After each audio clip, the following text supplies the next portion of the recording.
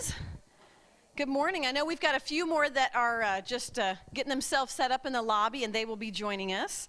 But thank you so much for making time to come on out and just learn how we can engage even better and more effectively in mission in our local churches. My name is Allison Johnson, and I'm finally getting to meet lots of people I've been emailing with. Now I know what you look like. I know who you are. So we're glad that you're here today. And our plan this morning is to have some training time, have some fellowship time, have some time to share ideas and answer questions. And the hope is that by the time you leave today, you'll be encouraged, and you'll also feel like you're a little bit better equipped to go back to your local church and get the missions vibe going in your local church. So I'm glad you're here. Let's go ahead and just pray and ask the Lord for his help today and for his thoughts as we begin. Our Father, we thank you for your love for us, for waking us up this morning and giving us life and breath. God, we thank you for allowing us to be a part of your mission. You're the one who does the hard work, God, and you fill us and help us to join with you. So please give us creative thoughts today. Lord, give us a heart that beats like yours, a heart for the lost, and teach us what you want to teach us, God. Our hearts are open, our ears are open, our minds are open. So come, Holy Spirit. We pray this in Jesus' name. Amen. Amen. All right, well, we got to get you moving. I know some of you have driven a long way to be here, a couple of hours just to get here this morning. So we're going to do a little game called Would You Rather. You're going to put your thinking caps on for this. Some of these are kind of deep, and there's no shame, there's no right or wrong answer. All right. I'm going to ask a question, and I'm going to say, would you rather this or that? And if you answer a certain way, you'll walk to this side of the room. If you answer another way, you'll walk to that side of the room. If it's hard to walk, just kind of, or if you're just too tired and you're like, I don't want to walk, just lean one direction or the other. So, okay, here we go. I asked this of our kids Wednesday night, and they had some really interesting perspectives on this. Would you rather go into the past, into history, to meet your ancestors, or go into the future and meet your great-great-great-grandchildren? So if you'd rather go into the past to meet your ancestors, go to this side. If you'd rather go into the future and meet your great-great-great-great-grandchildren, go to that side. I'm going to shuffle things up a little bit here.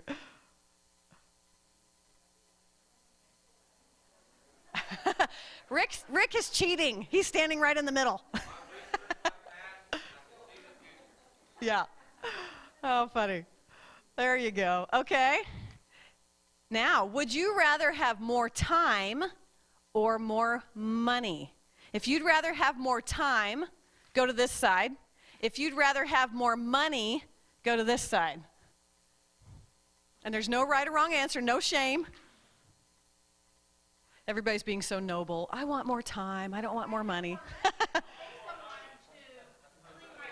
Then you'd have more time. That's right. Marta's thinking smart over here. Okay. Would you rather have a rewind button in your life or a pause button? If you'd rather have a rewind button, go to this side. If you'd rather have a pause button, go to this side. I think I'd rather have a pause. There you go. That's right. Okay. Would you rather be able to talk with animals or speak all the foreign languages of the world? If you'd rather talk with animals, go to this side. If you'd rather speak foreign languages, go to this side. They're more friendly, yeah. Talk to the animals, they can't talk back, right? Nice, okay. Would you rather win the lottery or live twice as long? If you'd rather win the lottery, go to this side. If you'd rather live twice as long, go to this side. Yeah, Karen's like, well, you have to play. We don't play the lottery. So, but that's right. If we played the lottery, Okay. I would love to live long, but in our current context, I don't know if I'd want to live twice as long, so I think I'd rather win the lottery. Right. If life was like it is in our world now, I think I'd rather just win the lottery. Okay. Would you rather have someone cook for you every night or never have to do laundry again? So if you'd rather have someone cook for you every night, go to that side. If you'd rather never have to do laundry again.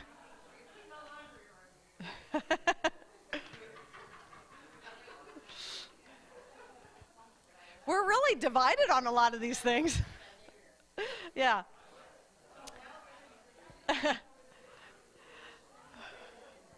Okay.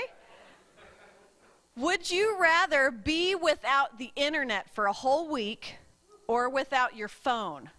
Which is tricky because most of us have internet on our phone. But you pick whatever answer you want. If you'd rather be without the internet, go to this side. If you'd rather be without your phone, go to this side. Oh, there you go. You have to have your phone, right? You're like, okay, that gives me a break. Very good. Okay, would you rather lose your sense of vision or lose your sense of hearing? If you'd rather lose your vision, go to this side. If you'd rather lose your hearing, go to this side. Yeah, right. Okay, two more. Most people would rather lose their hearing. There you go. Yeah. Right. Okay.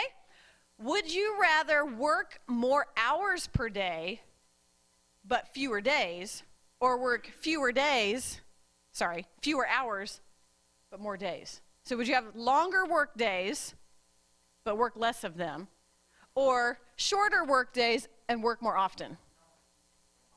You want some days off. There you go. You guys are holding down the fort on this side. They are representing. Okay, last one. This is easy. Would you rather be too hot or too cold? I would always rather be too hot. I hate being cold, so I'm going to this side. I know it, yeah.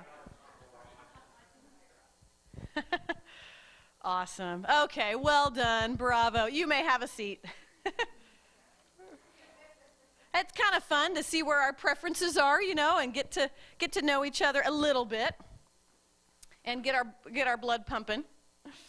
At any time throughout this morning, you are always welcome to get up, get more coffee, get more to eat, whatever floats your boat. We will have a break in about an hour, about halfway through. We'll take a break, but if you need to get up before then, that is absolutely okay. So before we get started, I just want to make sure everybody has the resources that they need.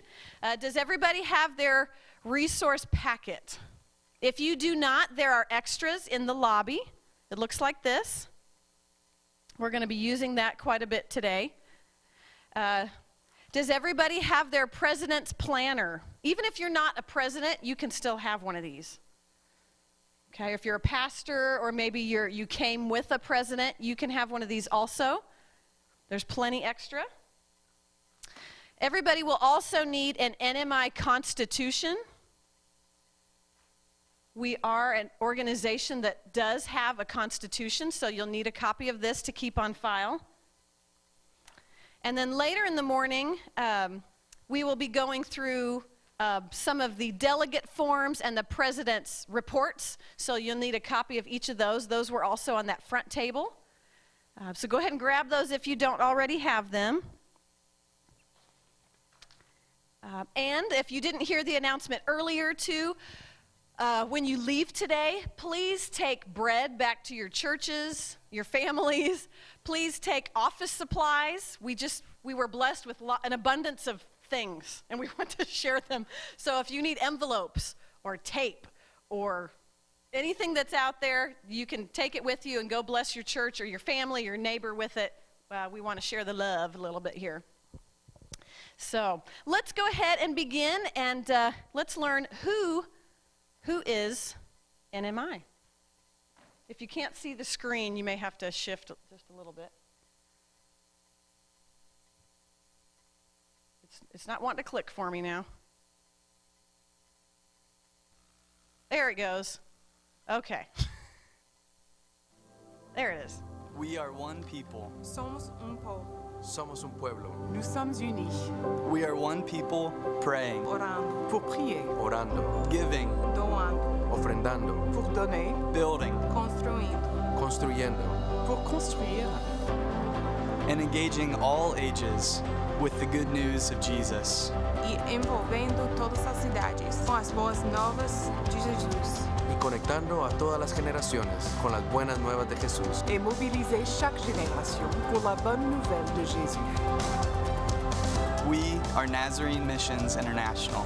Missões Nazarenos Internacionais. Somos Misiones Nazarenas Internacionales. Nous sommes la mission nazaréenne internationale.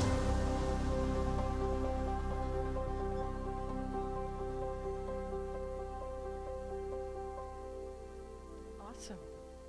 That is who we are. That's who you are. We're part of Nazarene Missions International. We are the advocate in the local church for global missions. We're the link between the Nazarene global missions and the people on the ground right here in our own cities. And so inside your packet, there, I believe on page, let me get it here, page 7 in your packet, you have a page that looks like this. And it just describes kind of basically who we are as a ministry, as an organization.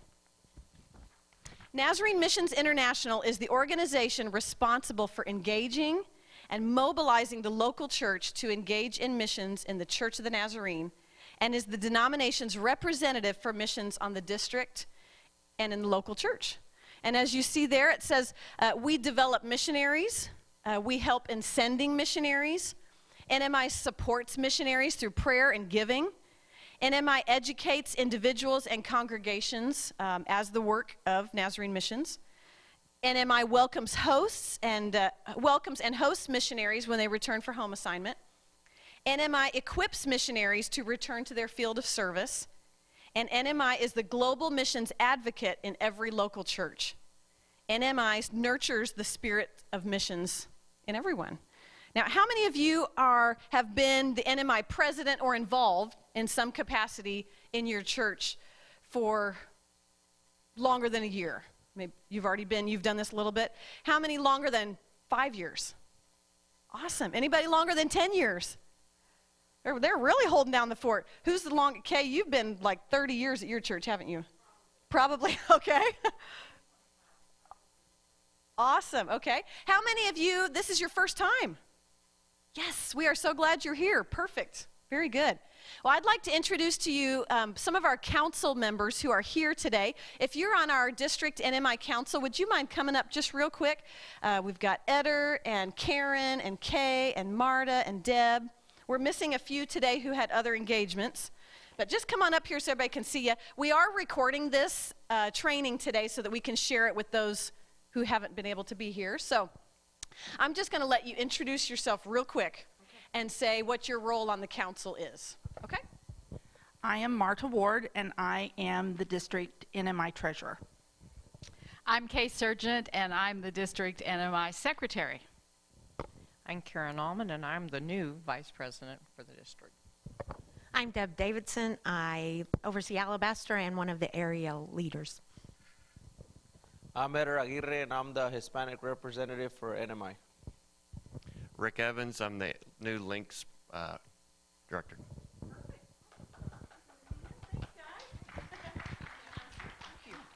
Put you on the spot. We love our council. Every one of these, many of you already know them personally, but they are hard workers. They lend a lot of experience and wisdom and discernment. We meet together and make decisions and just have a good time. So I'm so grateful that our council is here today. And in your planner, towards the back, there is information on our council, and their contact info is in there. There's also the very back of your planner, there's a directory. If you may have already looked at this, but there's a church directory with hopefully your information in there. If it's not in there or it's incorrect, let us know and we will get it corrected. These were printed before district assembly, and so I know we've had some changes around district assembly at times. So if your info did not make it into this planner, that's A-okay. Give us your info, we'll correct it, and then we will send it back out to our pastors and our churches. So that's in there. NMI, as you know, focuses on 5 areas of impact. And I know it's a little hard to see on the screen, but this is also in your packet. See what page it's on, but it's in there somewhere. Anyways, there are 5 areas of impact in NMI. The first and probably the most important is prayer. You know as well as I that we are absolutely powerless without interaction with the Holy Spirit through prayer. If we're not praying and we're not with Jesus, we're just kind of another club doing nice things, you know. So prayer is one major focus that we have. Also, we give our attention to children and youth. We believe that children and youth aren't just, you know, the church of tomorrow. They are the church today. And they are missionaries today in their own context. And so we focus a lot of attention on children and youth. Thirdly, Alabaster. We're finishing up Alabaster this month, in the month of September. How many of you have been able to do something with Alabaster at your church this month? Awesome. And if you haven't, maybe you're waiting till February. I know we normally have each of these emphases twice a year. We normally do September and February, or whatever time works for your church, but most of us are doing September. So Alabaster's a big one, and we'll cover that more in depth a little bit later. World Evangelism Fund is huge. World Evangelism Fund is the primary mode of financing all of the mission of the Church of the Nazarene. So World Evangelism Fund used to be called General Budgets, but World Evangelism Fund has a little bit better name describing what we actually do, and that supports our missionaries. It supports the ministries. It supports creating theological curriculum. I mean, everything that's encompassed in our mission as a whole denomination funnels through World Evangelism Fund. And so that's why it's so important that all of our churches are meeting their goals and paying from their church income, because we're better together when we're all contributing. So World Evangelism Fund. And lastly, Links. And Rick Evans in a moment will be sharing about Links. Links, as you know, is the way that we connect with missionaries on the field, or maybe retired missionaries. And I'll let Rick share more about that a little bit later. But those are our 5 emphases as NMI. And now I'm going to play a short video on the World Evangelism Fund, and then I'm going to invite Marta Ward, our treasurer, to come up and just speak a little bit about how our finances work. So, Nazarene Missions is a movement of God through the people of God. This movement is funded through the generous, sacrificial giving of people and churches throughout the world. World Evangelism Giving is the foundation for discovering, developing, and resourcing our missions organization, and has enabled the Church of the Nazarene to spread the good news of Jesus Christ to unreached people and places.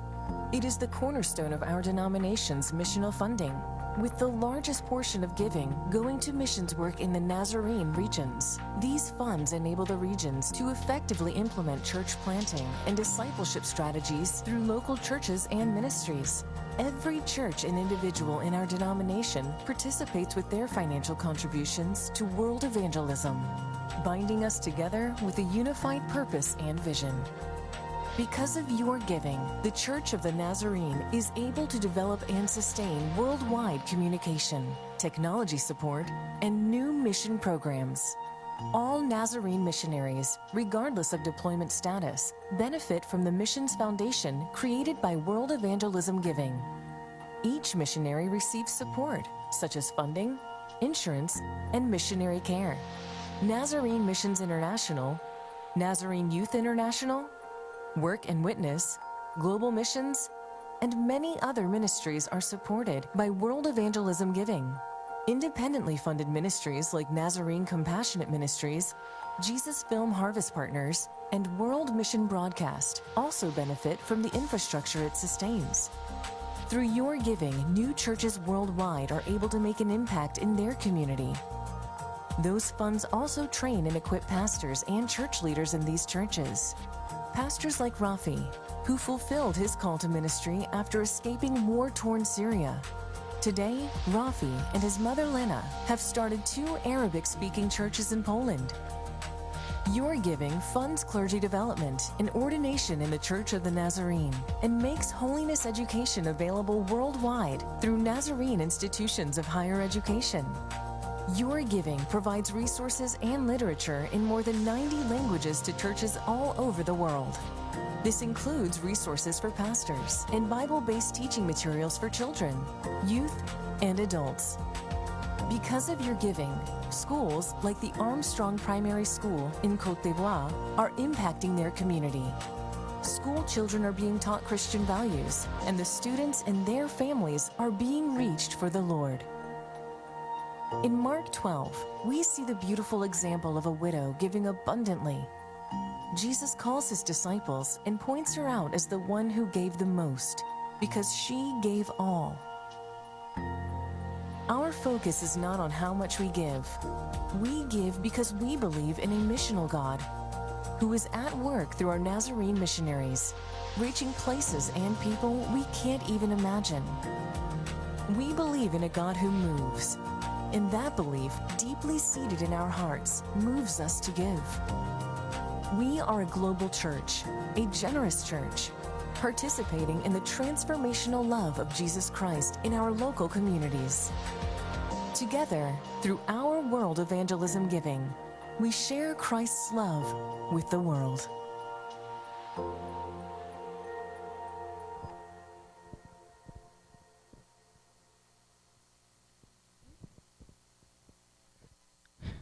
Okay, if you will turn in your planner to page, I think it's 52. I'll be honest, I have to put my glasses on to see that page number. 52, I had it right. On this page, you're going to find the checklist of where you need to send all of the different offerings that you take, and only 3 things come to me. So if you look at this, it says checklist for NMI monies, and I think that's pronounced monies. So the Children's Project, the Youth Project, and the Work and Witness all come to me, and my address is on the next page. We'll talk about that in a moment. And what happens is churches send me the money, and then at the end of the month or every couple of months, it depends on how much. I have discovered that if it's just like 2 churches have sent their money in, it's better for me to send a larger check, and that way it all gets tracked a little bit easier when I send it on to the general treasury. And our Children's Project and our Youth Project, it will get reported to the general treasurer's office, and then your church receives credit on that. Now, last year and then this year, because our Work and Witness trip is to Tennessee to the Cross Style Ministries, the decision was made that because we are doing projects there, that I will be reporting that as a one-to-one offering, as a one-to-one giving, so that our team can actually take the money with them to Tennessee. It just worked out better with the arrangement with the ministry there, and that way we can buy the supplies that need to go. And like this last time, there were a couple of times when Dustin would call me and he'd say, okay, I'm charging such and such, and so then I would reimburse that. Okay, so but for your churches, it will be reported as one-to-one giving. Okay, so again, those 3 offerings come to me. Let's go ahead and look at that page 53. So the church year ends the end of April, and for several years our church year ended the end of March. What happens is that toward the end of the church year, that's when I get a lot of the checks sent in. And so I requested that if we could get everything sent in by that March 15th date, that helps me out personally. I'll just be honest. That's my spring break. I am a school teacher, and the end of April is crazy, crazy, crazy for me. And so if churches can get that sent in, then maybe I won't be the last one on the council to get my report finished, because that happens every year. So if at all possible, if you could have those 3 offerings, the Children's Project, the Youth Project, and the Work and Witness, sent in by that March 15th date, then I can take a day of my spring break. I never go anywhere. Last year I had a grandbaby, though, on my spring break, and I was out of town. And so I can work on that during my spring break, and that just helps me out personally. Back to page 52 then. The rest of the offerings, the alabaster, if you just look down through, well, let's talk about the gift to the Potter House. That needs to be sent directly to the Potter's house, and their address is in our president's planner, or it's in the packet. It's the links page, okay? And Steve and Berna have told me personally that they love getting the notes as well. And so that really just encourages them. But the rest of them, Alabaster, World Mission Broadcast, World Evangelism Fund, you can read all down through there. Those go directly to the General Treasurer's office. And if it gets sent to me, which every year I have a couple that get sent to me, or someone calls and says, do I send this to you? I will answer the call and say, no, send that on to General Treasury. If it gets sent to me, then I send it on for you. But it really helps out with bookkeeping if those offerings would go directly to General Treasurer. And then the last one, the unified budget, that automatically goes to the district office. We get a percentage of the unified budget for NMI, and then a percentage goes to SDMI and to NYI. And our percentage, I can't remember what it is. It's 4 something. Yeah, it's 4% or something like that. Okay? So, any questions about where to send your offerings? Okay?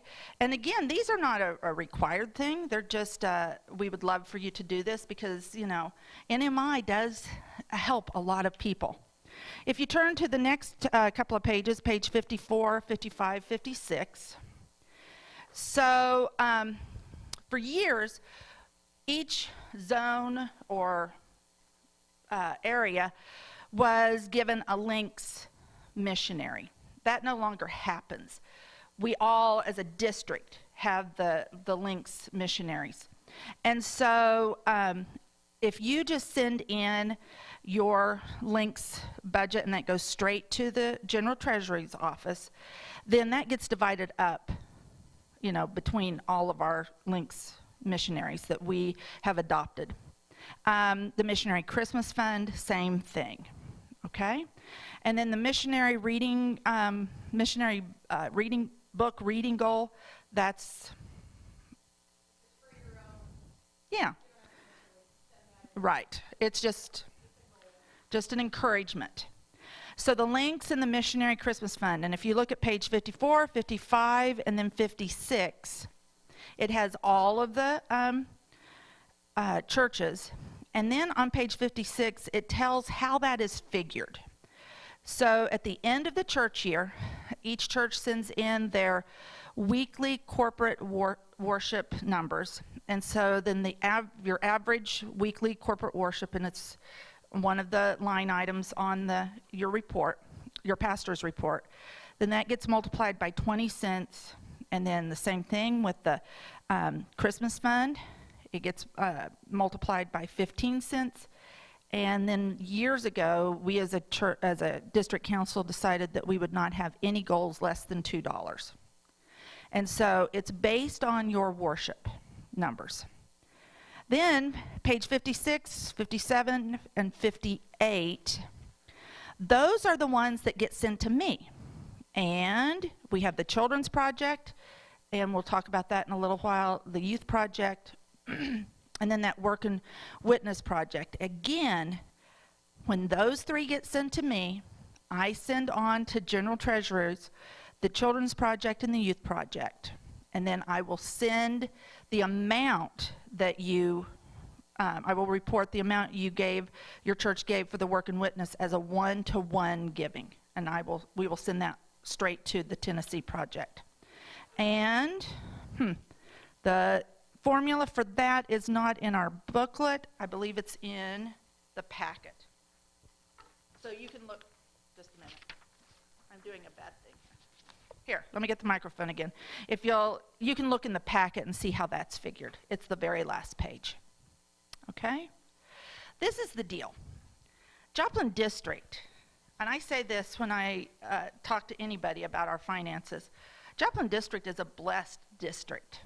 And we are, I know pride probably isn't a good thing, but I am so proud to be part of the Joplin District because we are known for our generous giving. And, through the year, we have the opportunity to give even more money in different areas. I know that Allison's going to be talking about the refugee situation and the money that's been given to that. And we as a council, this isn't our money. And we enjoy and love, and I know that as a church district, we really enjoy being generous with our giving. Okay? Do you guys have any questions? Yes, Rick.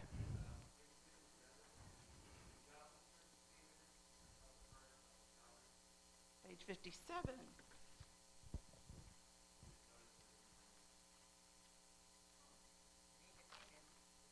Well, I wonder if we lost a page in the... Well, yes, you should be. Let's look at the page, because those are the ones that come to me. No.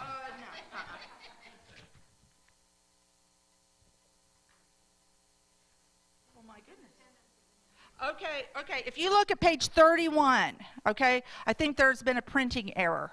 Look at page 31 in the big packet, Okay?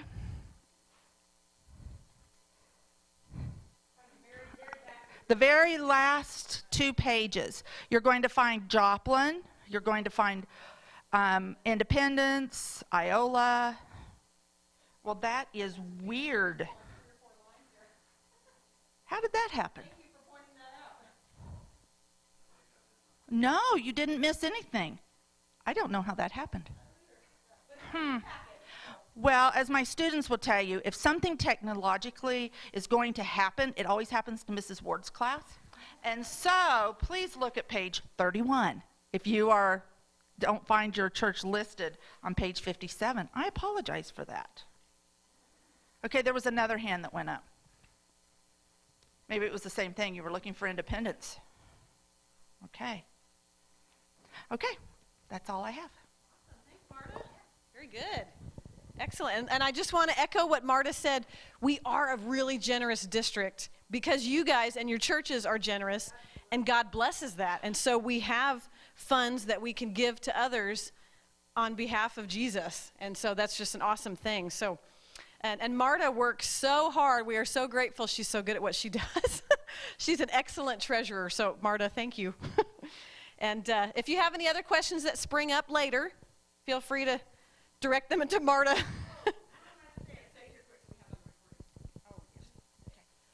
So in the planner is my email and my cell phone.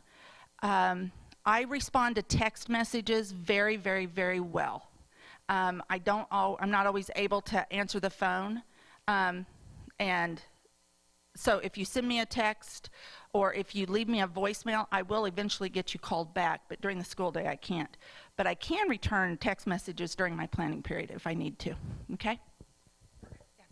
Thank you, ma'am. Okay.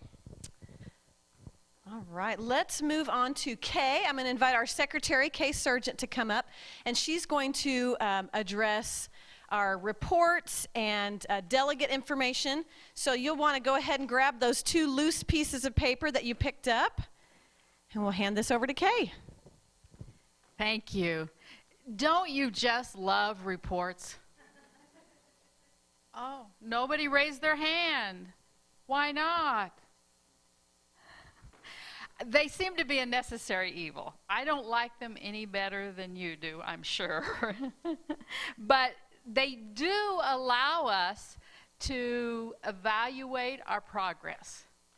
and kind of a measuring stick of what we do, as well as allow us to report how the churches are doing on the district.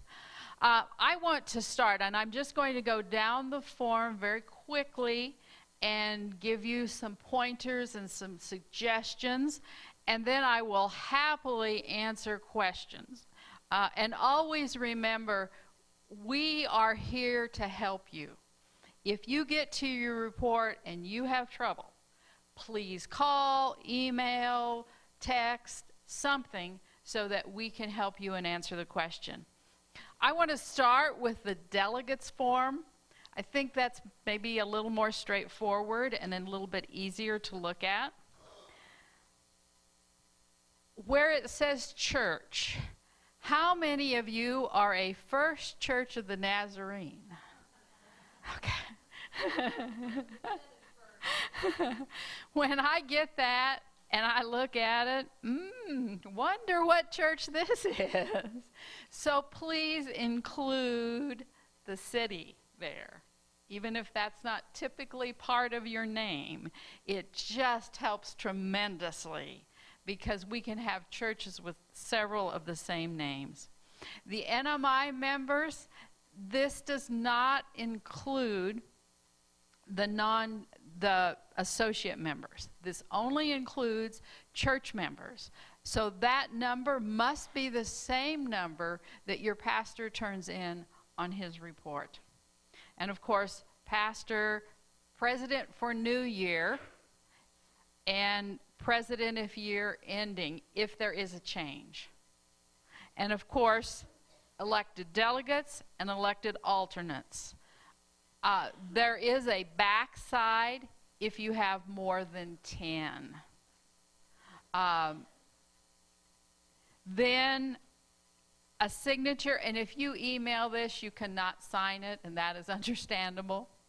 And it's great to have them emailed. Mail is great too. And then the address is the NMI president for the current year. So just keep that in mind. This is a pretty simple form, I think. Pretty straightforward. Do you have any questions about the delegate form? Okay, I wonder if you could explain the difference between associate members and members, because members is just like your church membership, people who are actually Right. members of the Church of the Nazarene. But you probably have a lot of people, I'll let you explain that. Okay. Okay. Church members, NMI members, if you are a member of the Church of the Nazarene, you are an NMI member, okay? Pretty straightforward. So if you have 60 members, you have 60 NMI members. There is the option of associate members, and those are people who are not actually members of your church, but attend regularly. Children, teens that may not yet be members of the church. So anybody that participates in NMI in some way or another, if they're not a member, is an associate member. Got that right, didn't he? Yeah. So, okay, any questions? Great. Okay, let's look at the statistical report. This one is perhaps a little more complicated.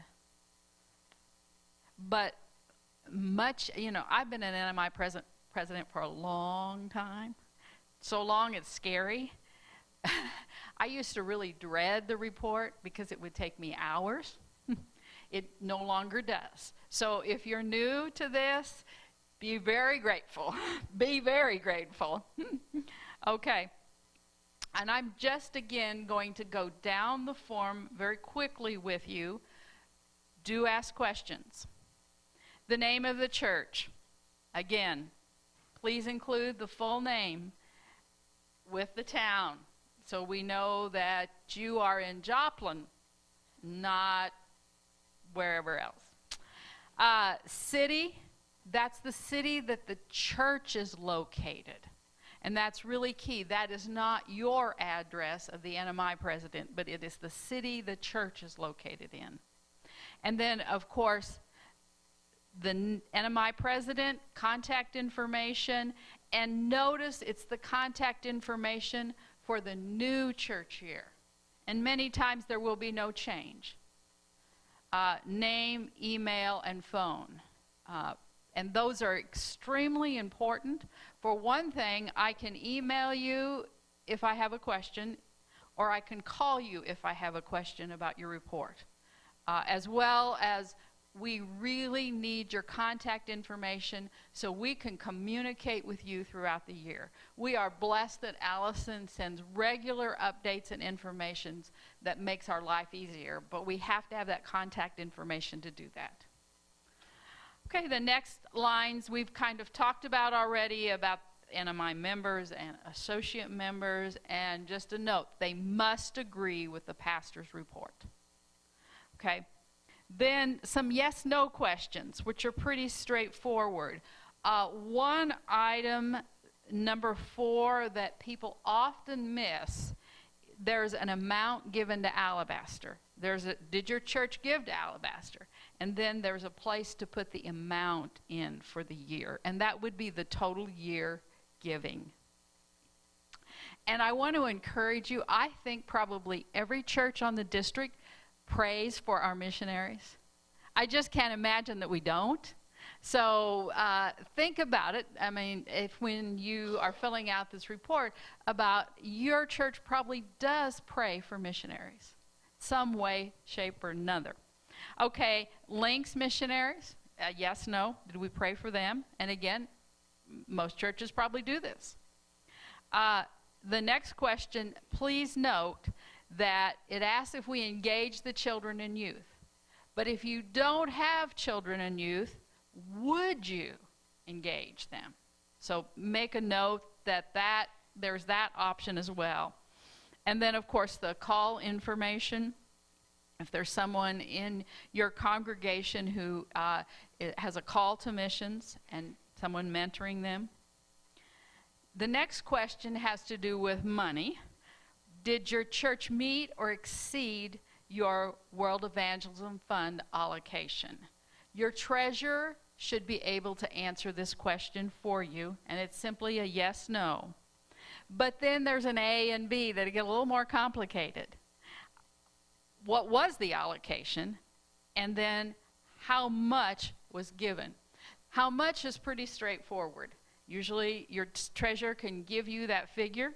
The allocation is that 5.5% of the church income minus all the things that we get to take out of that. Again, your church treasurer should have that information and be able to tell you what those numbers are. Do they have access to funding the mission? I do.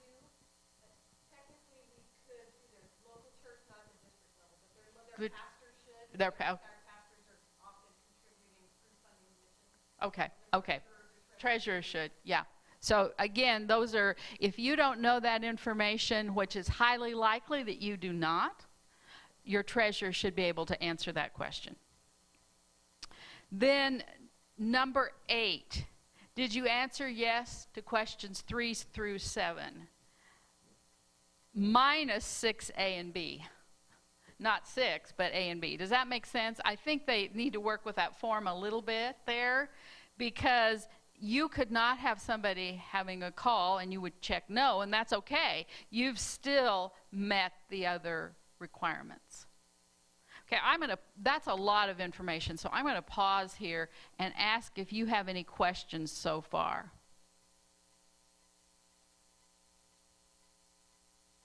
All of those first things in that first section qualify you as a missions priority 1. church. So if you prayed for your church, if you gave to Alabaster, if you did all of those things. And like she said, the World Evangelism Fund goal is 5.5% of your church's total net income. Then beyond that, there's World Evangelism Church of Excellence, which goes even further, and I'll let you explain that. But there's just different awards and different ways to celebrate what your church is doing. Okay, no questions? Boy. Yo, yes, yes.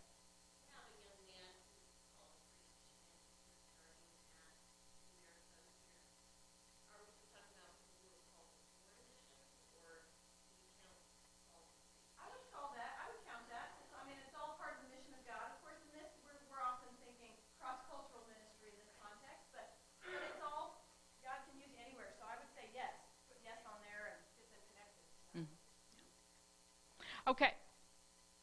You guys are really attentive.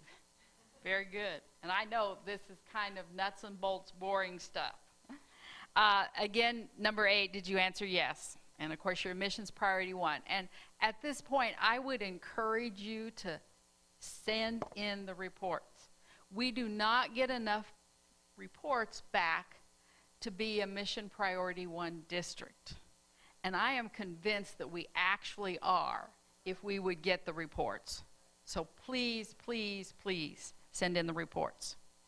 Okay, the next question, number 9, is did your church give 5.7% of your income to the World Evangelism Fund? And again, that's a simple yes or no. And your treasurer should have that information and know the percentage. Okay, did your church teach about Nazarene missions, missionaries, etc.? Remember, there are many ways to teach, from a mission moment on Sunday morning to a regular service to having missionary speakers, a host of ways to do it. Again, my guess would be most churches do this. And then did your church give of resources, time, skills, finances, beyond their local congregation? And again, I'm almost positive every church does this. It's just a matter of filling out the report and getting it to us. The last thing asks if you would share something about what your church is doing cross-culturally. That is not required. It's optional. But those stories bless us. I know when I get the reports and I read them, I am amazed and astounded by what churches do. And I am encouraged for myself about that information. Probably the most important thing I can tell you today is to fill out the reports. I am convinced we could be a mission priority 1 district if every church filled out the reports. And we are here to help you, always. We will answer questions and walk you through anything in relationship to the reports. We do have the reports online, and I intend to do that again this year. When it's online, you just fill it out, click submit, I get it. So I'm happy to do that to kind of, if it makes your life a little simpler. It does make my life simpler, but that's okay. It's about you, not me. So, any questions? Yes.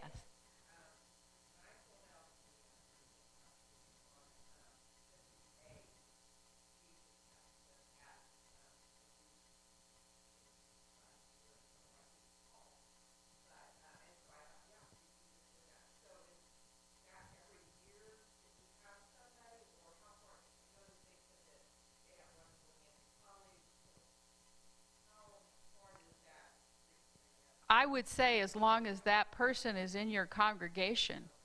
Right, Allison, I think? Yeah. Mm-hmm.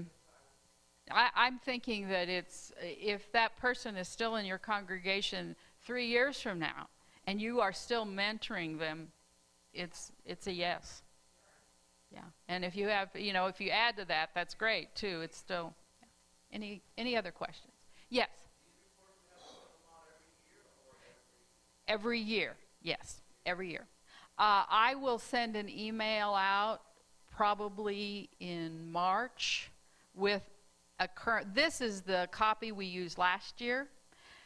They do tend to change the reports just slightly, not a whole lot, but when this one was revised in October of 2020, so they'll probably have that out sometime in November, December. I will send the most current report to you, like probably in March, early March. There's a magic time to do it. Can't do it too early, can't do it too late. So, any other questions? Again, always, always, always ask. We are here to help you and make your life easier. Very good. And Kay is another one who just works her tail off and is so organized and keeps all these numbers, and we just are so grateful. that she knows what she's doing with all these reports. So thank you, Kay. Like she said, you'll be getting emails from Kay, and I'll often forward them on as well, so you might get double duty to make sure everybody's covered. But March is that key time when monies are due to MARTA, reports start coming in for Kay as we prepare to finish up the church year and then get ready for assembly. So spring is a really important time as far as reporting and logistical things like that. So thank you, ladies. Before we take our break, let's go quickly into how to schedule a missionary. And I know some of this will be hard to see on the screen, and that is A-okay. I'm trying to remember if I put one of the forms in our packet. Oh yeah, here we go. Page 15 in your packet. You'll see a page that looks like this. It says deputation. If you would like to schedule a missionary in your local church that's not already scheduled as one of our district missionary tours, and you just have a one-off time, you want a faith promise speaker, or you want to host an extra missionary, you can do that. And there's a really simple way to do it. It's most of the time scheduled online. And I know it's hard to see, but I'll walk you through this. The web address is actually on your page under Scheduling a Missionary. It says Global Mission has now provided an online tool to assist with scheduling and communicating directly with missionaries on the field. You're going to go to depsked.nazarene.org. It's kind of shortened for like deputation schedule. .nazarene.org to log in, and once you're in there, you can view missionary profiles. You can see the times they're on home assignment, all that kind of fun stuff. If you do not already have a NAS ID, how many of you are looking at me like, what's a NAS ID? I have no idea what you're talking about. And that's okay. Most of us probably, okay. Up until a couple years ago, I was too. If you do not have a NAS ID, all you have to do is send an email to scheduling@nazarene.org. It's on that page. And they will just set you up with one. I got an email from Kevin Coker, and he said, okay, sweet. Here's your ID. Here's your password. And that allows you then to get in, log in here, and you can see missionary profiles. Here's an example. That's kind of the login page. I know it's hard to see. You can search by region. You can search by home assignment date. I mean, right now we have 531 missionaries currently serving on the field. So from all different countries. We actually have missionaries coming from 64 different countries, heading out to all over the world. The Church of the Nazarene right now has an official presence in 169 world areas, and 64 of those send out missionaries. So we've got missionaries coming from African countries to America.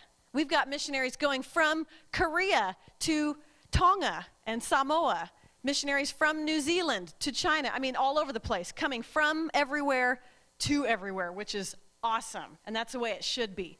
So when you get on there, you will find profiles for all kinds of different missionaries.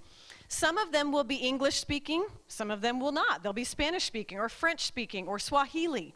And so for those of you who were with us last fall when we had Milton and Olga Gay from Guatemala, they are bilingual. They are English and Spanish speaking, but Spanish is their heart language. So we actually did a virtual missionary tour, and Peggy Strange was a translator. I think Eder translated, Samuel translated for us.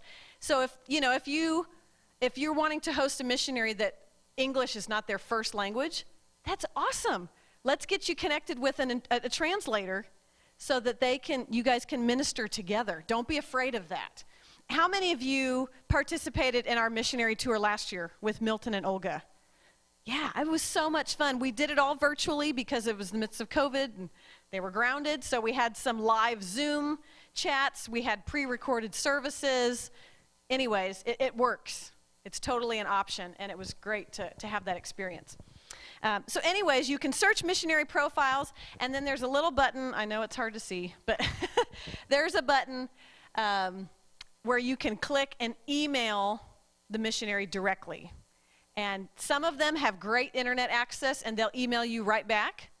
Some of them don't, and it may take a few days, to get back. If you're having trouble making contact with a missionary that you really want to come, you can contact me and I'll get in touch with the global office. We'll see if we can touch base with them. But just be mindful that there are parts of the world that don't have the greatest internet connection, so it might take a few days to kind of get them. But it's totally doable. You can get them coming to your church. One thing you probably realize is that because of COVID and because of many closed borders right now, a lot of our missionaries are either stuck on the field, unable to travel to the United States, at least American missionaries, unable to travel to the United States for home assignment, or vice versa. They've been commissioned, or they were on home assignment when COVID hit and they couldn't go back. So just be flexible. In fact, Karen Almond and I right now, we're trying to get our Joplin district missionary tour going for the spring, and 3 different missionaries we've contacted already said, hey, we're scheduled to be in the States in the spring, but we can't get flights, and we're just having to be flexible with all that travel. So we're trying to find maybe some other missionaries who are already here in the States, waiting to go back out, who might be able to come and tour with us. Worst case scenario, we'll do another virtual tour, and that's okay. How many of you have hosted missionaries at your church, or you've been involved in that before? I know, Rick, with your church, you guys are really on top of that. Some things, and you can add to this, but of course, on here, there's just a couple quick tips. Pray for your missionaries before, during, and after their time with you. I know it's kind of a given, but sometimes we forget. Like, oh yeah, we need the power of the Holy Spirit. So pray for your missionaries. Communicate early and often. If you know missionaries are coming and you're scheduled whenever, it's March 26th, they're coming to our church. It's not bad to over communicate. The more you communicate, even if you feel like you're being annoying, is better. Work out all the details. See if they have food allergies. See if their children have special needs. See if there are, just things that would help to make their time with you a little bit more pleasant, a little bit more encouraging. Ask questions about what kind of housing they would need. Is it better if we put them in a hotel? Or is it better if they stay at someone's house? Are they going to need a vehicle? Do they have a driver's license? Some, if they're coming from another country, may not have an American driver's license. So you may organize someone in your church to drive them around. Just, think about those logistics. Work that out with the missionaries. All those details just make things go so much smoother. And assist with food and travel expenses. Take good care of the missionaries. So many of you have already done that. You have experiences with this, so you know. And just to be clear, when your church hosts a missionary, your church is responsible for financing that. So if you're putting them up in a hotel, the hope is that your church would pay for that hotel. It does not come from the district. Now, if you really get into a bind, we can help you. But the hope is that the church would provide the food, the hotel, some of those kinds of things that they would need. Any questions about scheduling a missionary or hosting, or any ideas that you guys have done that have been really helpful? Yeah, Rick. Retired missionaries, good point. Uh-huh. Sure.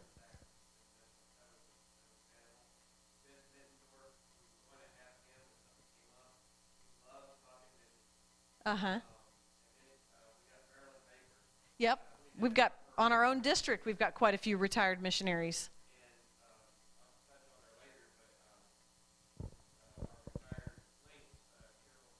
Uh-huh.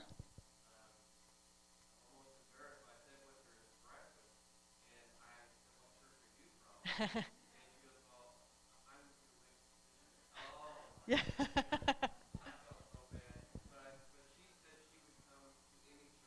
Yeah. Perfect.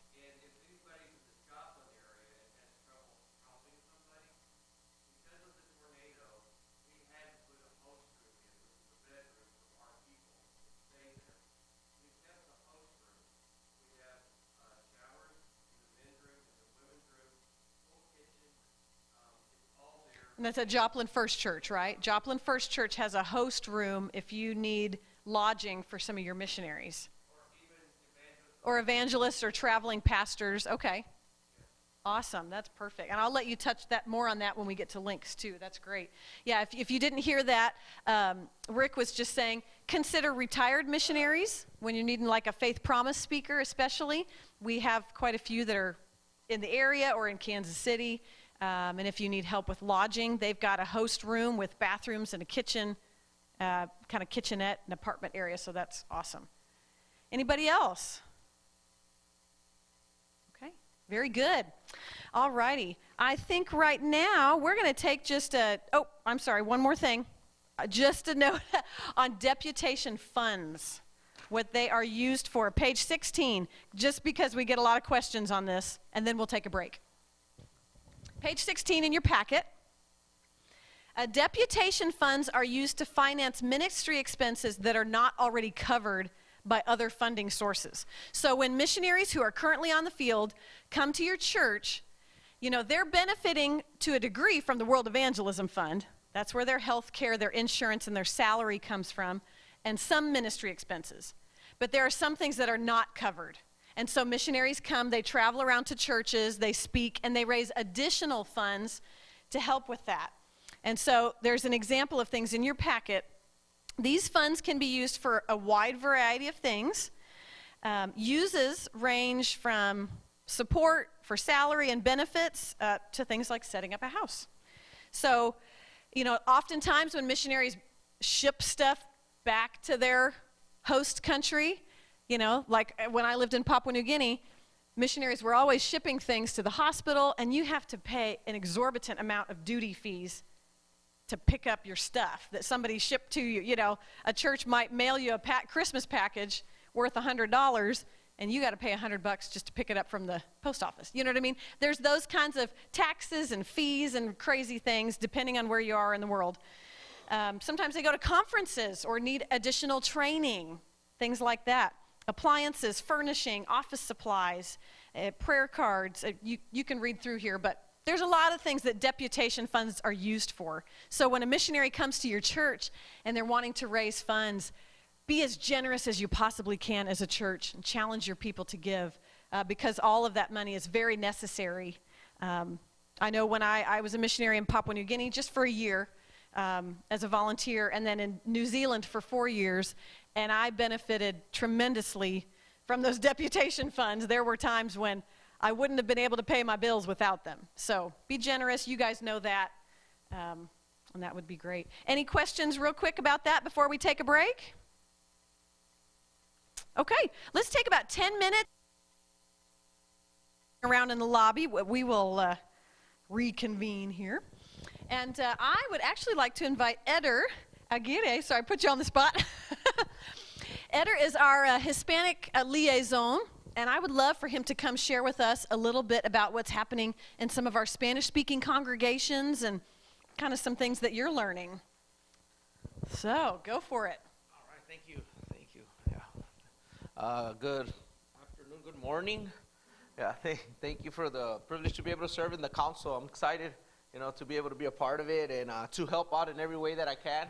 You know, so I'm kind of learning some of this stuff as I'm going. So I just had a lot of questions for reports and stuff.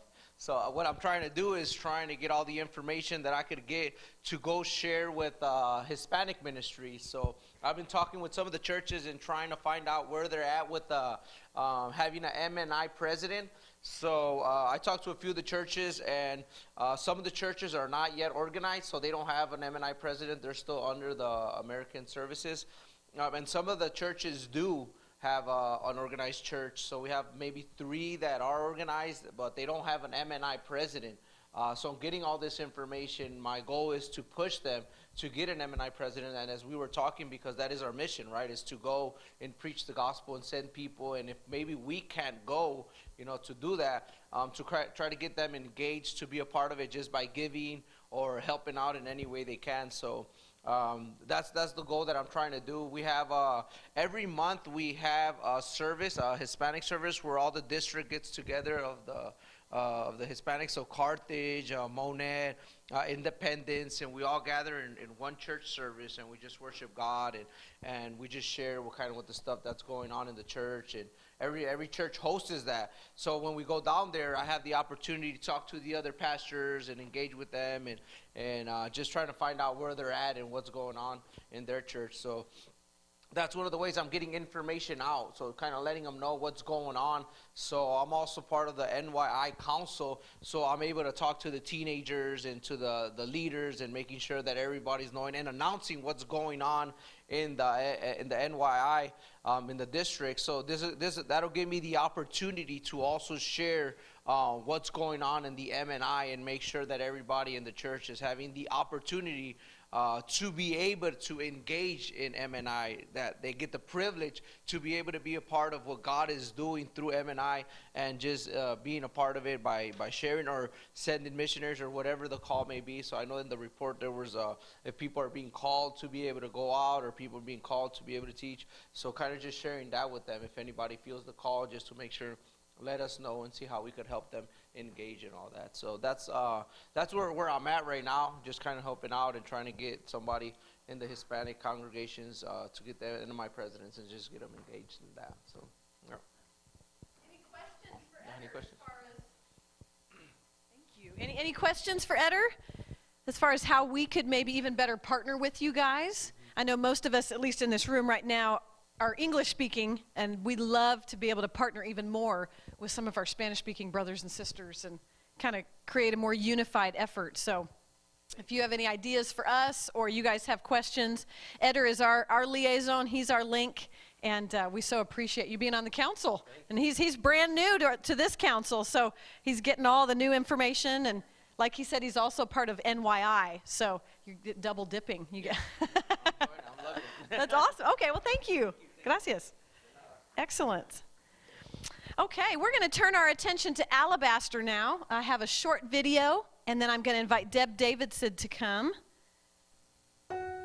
For more than 60 years, Nazarenes around the world have been sacrificing financially to construct hospitals, schools, churches, and homes for missionaries through what is known as Alabaster Offering. But gifts to the Alabaster Offering provide much more than buildings. When you give to the Alabaster Offering, you are teaching children to read and write. You are meeting healthcare needs where common illnesses claim lives. You are uniting with believers of different cultures as the global church. You are housing missionaries so they can share the good news of Jesus. Your gift to the Alabaster Offering is a gift of hope to thousands in every corner of the world, because you choose to pour out the love God has lavished on you.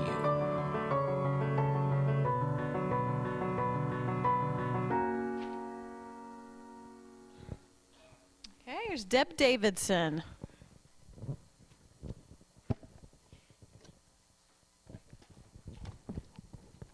Okay, I'm not real organized this morning. I'll apologize.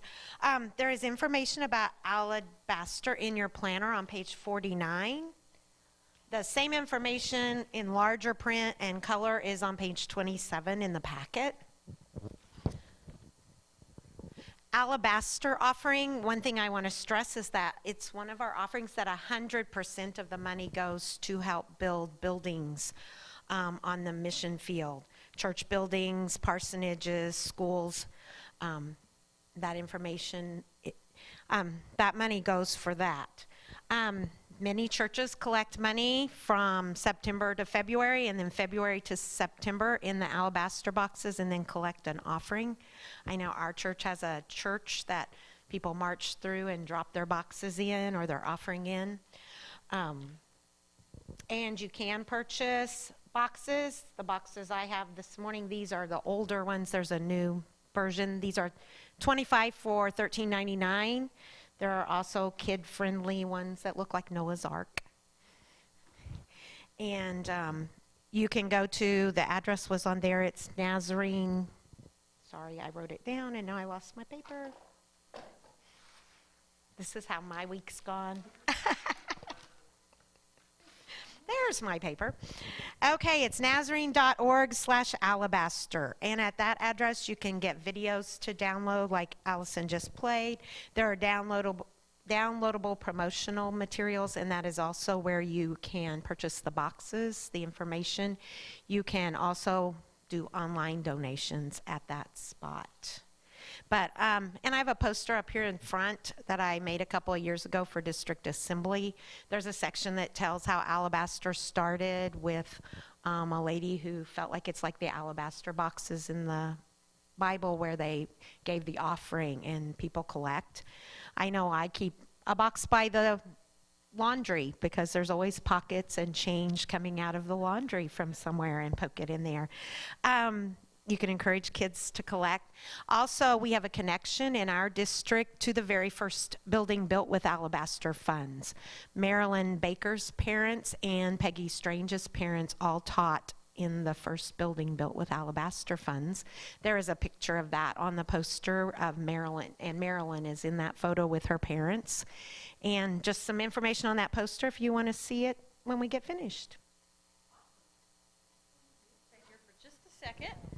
So Deb, just to clarify, Alabaster is different than the World Evangelism Fund, right? Okay, 100% of your Alabaster funds go straight to, like she said, the building of buildings and purchasing of property, all the kind of brick and mortar stuff that goes with carrying out our mission. And obviously we know that the church is not a building. We know that the church is the people of God. But when a church develops a presence in a community, if they are able to put a structure down, it communicates permanence. It communicates to the community, hey, we're putting down roots here. And so it helps with schools, universities, parsonages, church worship facilities, all that. Deb, do you have any other really creative ideas for us? I know some people were asking me earlier, how do I get my kids involved in Alabaster? Put you on the spot. Do any of you have ideas that you've used at your church in getting people involved? Karen?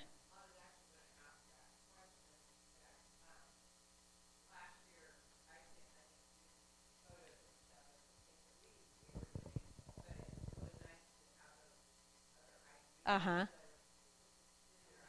Yeah, send your ideas in, and then I can share them out, and we can kind of have a boys versus girls, sure. Gets a pie in the face or something. Yeah, loser. Ah.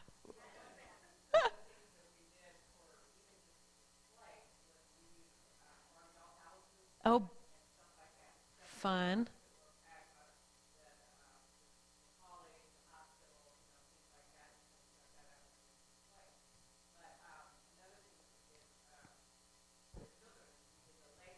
Uh-huh.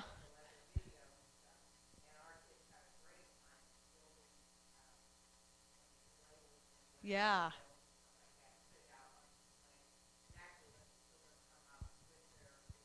Uh-huh. Oh, perfect. Yeah. I love that. The Barbie doll houses and Legos and Duplo blocks, and having the kids build those structures and contribute, and having competitions, like you said, boys versus girls or men versus women or whatever. Rick, you had your hand up.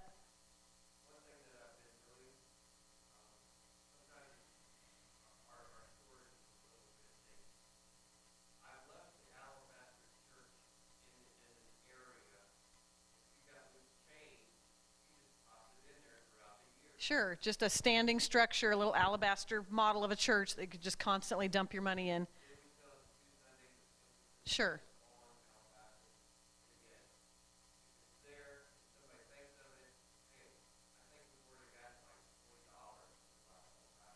Sweet, it's just there, right. Cool. One thing that we're doing with our kids right now here at Webb City is, because we've been collecting pill bottles for Kujip Nazarene Hospital, we have oodles and oodles of those empty prescription bottles.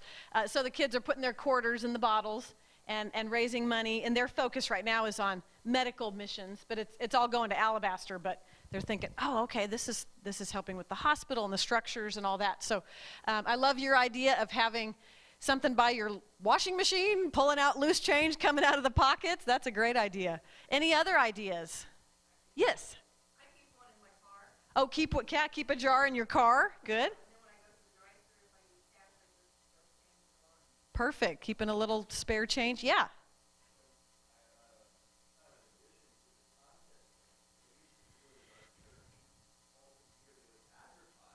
Uh-huh.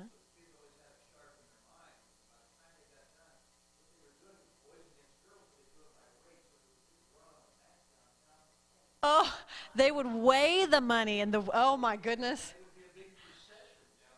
Yeah, and a big parade. The poor person who has to count that money. Marta's shaking her head as a treasurer like, I know, exactly. Yeah, take it to the bank, put it in the coin counter. That's right. That's fun, though. That makes it unique. You know, they're parading the money through with their pennies. I like that. That's cute. The heaviest money wins. Somebody starts putting lead in there, you know. I love it. Awesome. Any other thoughts on alabaster? Okay, thanks, Deb. Great. Okay, we're going to turn our attention to links now. I'm going to invite Rick to come up. And Rick, I believe, was passing out a paper, a handout for each of you with some information on it. And Rick Evans is also brand new on the council as our links coordinator. So we're so glad to have you here. If anybody needs one, I've got more. Yeah, we can make more copies if we need to. Great. And I'll click through. Okay. Once you're ready, I've got pictures of them on the screen. Oh, sure. They would have been out on the table, but I was late getting here just a little bit, and I got out of the shower, couldn't do nothing with my hair, and I did what I could. Just a little bit about my background. Our church just went through our 100-year anniversary, and I went through all our records. My mother was our mission president, which was Women's Missionary Society, I believe, in 1958. And so I have some roots in missions. The first time I was a missionary president, we lived in Maryland, and an older gentleman passed away, and his mantle basically fell on me because we were the best of friends. So that was the first time I was a president, and I never thought I would be, but it's been a fun ride, really. And since I've been over at the Joplin First Church, you know, I've basically took that as well. Whenever they find out you've been in a position, they often, hey, why don't you go back into this position? It's like, okay, I didn't mean to tell you that.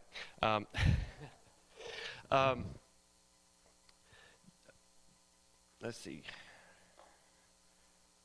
Oh, one thing about the offerings, I always tell my congregation, when you pay into your tithes, we go and pay our World Mission Evangelism Fund. That's administration. When we collect for Haiti, we collect for Afghanistan, it's 100%. The other fine organizations is about 10 to 15% comes off what you give for their administration. We don't do that. I make sure the congregation knows. I had one gentleman that says, I'm not doing that. I'm not sending my money overseas. I said, Alabaster actually built the Lambs in New York. Yeah. And so I try to answer the questions very positively. And especially when they know what they give, that amount goes to help. Nothing comes out of that because being on the board, I say we have to tithe as a church, and that is our tithes. If we don't, why do we expect our congregation to? So as you sit on the church board and they think, well, we might need to make sure we pay this before, no. It's the same as a household. My household, if I can't pay my electric bill, I still need to pay my tithes. You know what? Because something else worse is going to happen to me down the road. And our church has been blessed since we dedicated to pay our tithes to the district. Anyway, I didn't mean to go off on that, but hopefully that's something you can use. Again, on our church whenever we have the little host room. Now, we had Chick Shaver come and do a revival, and he said this would be lovely. So if he can stay there, I think most people would stay there, because to me, Chick should have got the best suite in Joplin. But he says, no, I'll stay here, because I always give them the option of out in town or here. And the dinners who's coming, I think that they might even stay there tonight, because they're at our church tonight. That's a sneak plug. And if y'all can't make tomorrow night here, 5:30 we're having a dinner for the dinners, and after the dinner about 6:15 is when they perform. So if you go to page 46 in the President's Manual, it starts with our retired links, which is Sherry Kamal. Again, that was the one I was so embarrassed about, but then I saw Allison get introduced to her as well, so she didn't know either. We hadn't met in person yet. Yep. So I thought, oh, okay. So that was kind of neat. And then next is the gays, and then the next page we have Steve and Berna. The page that I gave you is off the website, the Nazarene.org website. And those are some suggestions that they have. Whenever we had the district revival, I asked our GS, being from Guatemala, I said, I need to know, what would the gays need? What can we do for them? And he said, oh, you asked me and I can't think. I said, well, do you have Walmart? Yes, but you can't give them nothing from Walmart because of the exchange rate. Okay. He starts to walk off. He stops and he says, Amazon. Amazon is a world currency. So if you think you might want to send them something, do it by email, because whatever you get off Amazon for a gift card can be e-formed and sent to them. It's safe that way. But if you want to send cash, just send it straight to headquarters. The information's in there on how to do it. And one thing we recently did, I sent out a little email that it was Olga and it was Olga's and Berna's birthday, a few days apart. Well, what we did at our church, I had the camera up front, and we all sang happy birthday. We did it again. So we sung for each one. I put a little something in front of it, of the video, and at the end, and I uploaded it to YouTube. I immediately sent the email with the link to both of them, so they immediately got it, and they could download or actually just go on the web and see it, and saw that our congregation and who we are, we're singing to them. That's just a suggestion. You can do that different ways, many different ways. Whatever you come up with. I know some things, but I don't know everything. Thank goodness. So I think that's pretty much what I had on there. Let me double check. Oh, and I noticed that the links was like 20 cents per person that comes to average worship. That reminded me, I don't think we do it anymore. Prayer and self-denial. That's one thing my mom always did. She had that little envelope. It was prayer and self-denial, and she put a quarter in it. And what's that for? Well, I didn't get like a soda pop out of the machine back when they were a quarter, and that goes in there. And that's how I learned this, you know.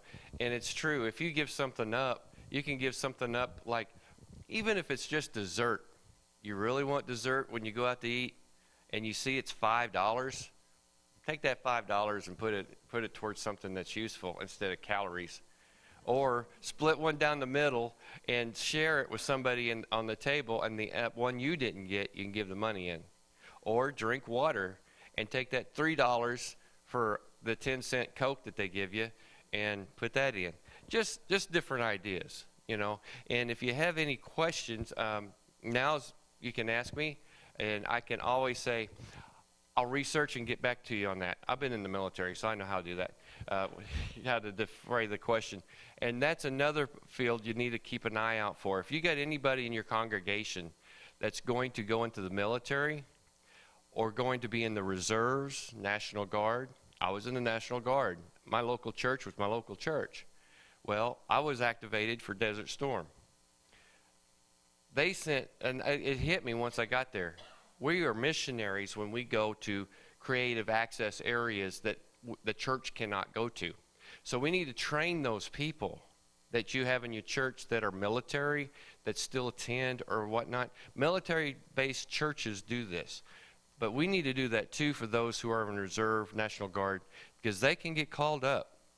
And I witnessed to a guy I was on guard duty with for about 3 hours, and he was a Saudi national in their military, and he asked me, he just said, "You're Christian, aren't you?"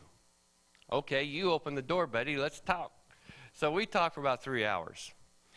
I planted seeds. I didn't expect to convert him, but yet I knew enough that I could sit there and share my faith. So that got me to thinking we need to remember our people that could get into those areas, you know. And anyway, if you have any questions, just email me. It's in the book, or call me. If you need to use the host room, just call me, email me, or call the church. The pastor, it's got his email somewhere. But anyway, thanks for the time. There for just a second, if you can see on the screen, I know it's a little bit hard with the glare. This is Milton and Olga Gay. Like I mentioned earlier, many of you met them through Zoom. They are missionaries in the Mesoamerica region.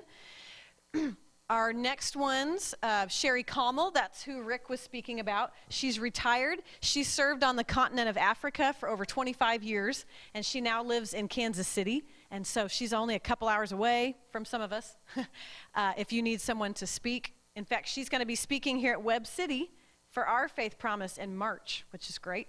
That's Sherry. And then many of you know Steve and Berna Prophet. They are missionaries here locally in Springfield on the campus of Missouri State University with Potter's House, which is an amazing, really fruitful, thriving ministry to college students. And so, and we want to continue to pray for Steve. For those of you who don't know, Steve is battling lots of health issues, heart things. He's overcoming cancer and been doing lots of treatment and things like that. But anyways, those are our 3 Links missionaries right now. We, as Marta, I think, even mentioned, and may even Kay, as a district, we all have the same 3 Links missionaries. So we support them collectively, and we keep those missionaries for 3 years. Then after that 3 years is up, the Global Mission Office will assign us 3 more. So we have these 3 families for 1 more year, and then in 2022, then we'll find out who our next 3 Links missionaries will be. So you don't, these are the only names you have to remember. Not each church has their own. We just partner together. We really try to bless their socks off, love on them, support them at birthdays, when there's losses in the family, when they're traveling, all those kinds of things. Do any of you have any questions for Rick or ideas of how your church has supported Links missionaries? I know you've done a lot of things that may just not be stirring in the brain right now, and that's okay. We would love to hear your ideas if you want to email them to Rick or to myself, and we can share those around. So thank you, Rick. Rick's really on top of that. We really appreciate that, and this is a great resource, so thank you. Okay, thank you. Oh, I'll let you grab that. I'll trade you places. Okay, next, really quick, I do not have a slide on this, but work and witness. How many of you were able to participate in Work and Witness last year? Okay, there's a few of us here. We got to go to Tennessee to partner with Cross Style Life Recovery Program under the leadership of Stephen Manley and his crew. It's just outside of Nashville. An amazing year-long recovery program for those coming out of incarceration and things like that. We're continuing to partner with them this year, but we also are adding Hope Tank. Anybody familiar with Hope Tank in Independence? Okay, yep, that's right. You're like, yes, that's my church. All right, Hannah Reisner and I forget her partner's, Alicia, the ministry partner's name.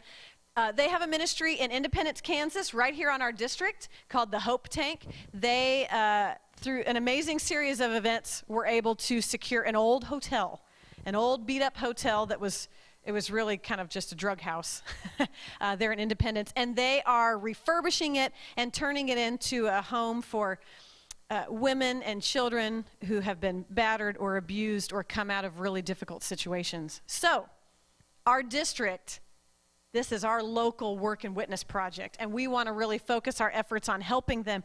They need lots of construction things, lots of cleaning things, lots of painting. They will put you to work. And I know Deb Davidson has a lot of information on that. So our work and witness coordinators are not with us today, but that's Dustin Ledford and Clyde Davidson, and Ralph Hauser is really involved in this through the Nehemiah Builders. If you're interested in getting your church or your teen group in a local work and witness trip that you can do for a day and not necessarily have to travel, this is a great one to invest your time and energy in. If you have questions, you can talk to Deb or myself, and I can send you information about that. So just wanted to put a little blurb in for that really quick.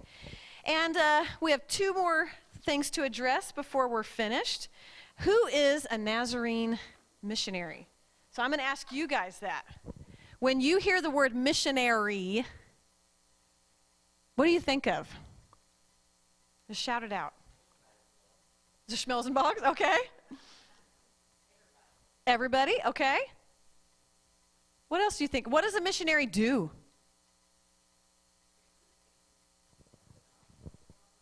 Okay, share the gospel in faraway places or locally. Awesome. Anybody else? There's no right or wrong answer. Teaching, okay. Can a missionary be a computer programmer? Yeah. Could a missionary be a teacher, a doctor, a nurse, a preschool teacher, a pastor? Do missionaries have to be ordained elders in the Church of the Nazarene? No, that's right. Now, they do go through training and they are assessed, but you don't necessarily have to be ordained. Our missionaries come in all shapes and sizes and forms with a various realm of, expertise and education and all of that. And missionaries, one of the main things that we know about missionaries is, of course, that God was the first missionary, because the word mission actually means sent. That's what the word mission means. And so God was the first sent one when he came to us, came to Adam and Eve in the garden and came and said, I'm going to remedy this situation of sin. And so God was the first missionary. And then, of course, he calls us then to be like him. So if we're going to be like Jesus, we're going to be missionaries. We're going to be the sent ones. So missionaries are called by God, sent by the church to cross cultural boundaries to communicate the gospel. And of course, through the Church of the Nazarene, our mission, which is similar to lots of churches' mission, is to make Christ-like disciples in the nations, which includes the United States. And as we discussed earlier, our missionaries are coming from all countries, going to all countries, which is just a really awesome, beautiful thing.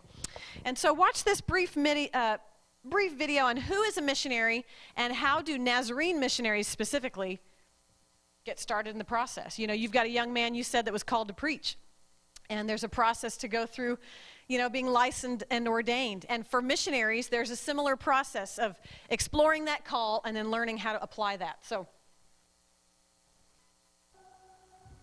people all across the world continue the search for hope, and yet their communities are without a beacon. Entire cities are bustling with busyness, but have no one proclaiming the message of holiness. Sharing the message of hope begins with one step, a step of obedience and faithfulness that says yes to God's call. Take your first step and start your journey towards serving in missions today. Your pastor or NMI president would be happy to share this comprehensive guide with you. In this guide, you will find encouragement, inspiration, and valuable information about Nazarene missions and how you can answer God's call for his service. This guide will answer these questions and more. Is God calling me? Am I called? How do I prepare? Why prepare? How does the process work? Who is supporting me? how can I take the first step? Start your journey today. Visit Nazarene.org/send me or email sendme@nazarene.org.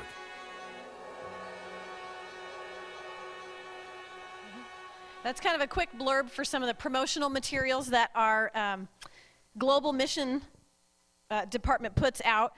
Hopefully your church received a big box with lots of new promotional things and educational material from Global Mission. It was kind of a big purple, bluish, greenish box. If you do not have that, every church normally receives one every year. It doesn't necessarily come from our district. It comes straight from the Foundry, which is what used to be Nazarene Publishing House. If your church does not have a Global Missions box of resources, let me know, and we'll get one ordered for you. But inside there's a book that looks like this.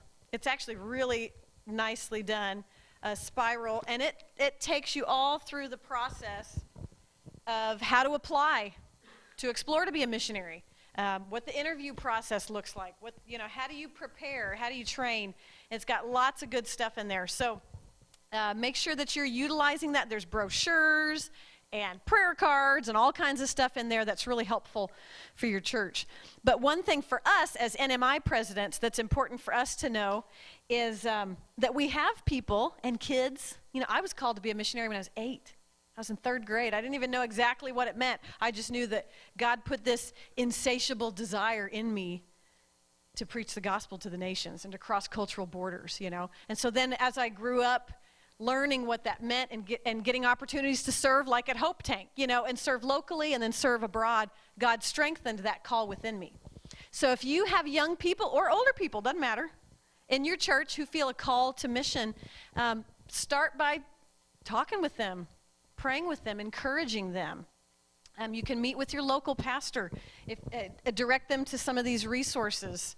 If you don't have it, you can email me and we can meet together. But definitely start encouraging that call. There are 2 types of missionaries in the Church of the Nazarene. We have global missionaries, and those are ones that receive a salary, basically. They're global, commissioned by the Church of the Nazarene. They serve, most of them have been on the field for many, many years, and they're receiving a full-time salary. Then we have sponsored missionaries who are similar to what used to be like volunteer missionaries. And they may still serve for years and years and years. They just have a different designation. Sponsored missionaries often have to raise a lot of their own funds on their own, or partial funds. When I served in New Zealand, that's what I was. I was there for 4 years, but my local church was basically my main funding source. I benefited a little bit from World Evangelism Fund, and I got my insurance and all that through them, but because I was a sponsored missionary, I didn't receive a salary, so I would do my deputation services, and my local churches basically funded me. So when you have missionaries coming to your church, they may be on global status or global deployment or sponsored deployment. Neither one is better or worse than the other, or there's no hierarchy. It basically just refers to how they're funded.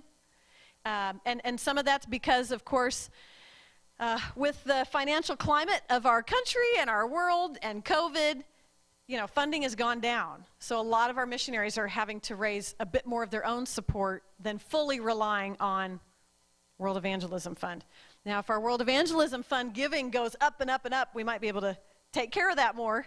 But sponsored, global, 2 different kinds, just as valuable. It just really refers to the way that they're kind of funded. So just be mindful of that when missionaries come to your church. And lastly, I'm going to talk about something that's a little bit sensitive. So Chad, I'm going to ask you to turn my mic off about our refugee situation.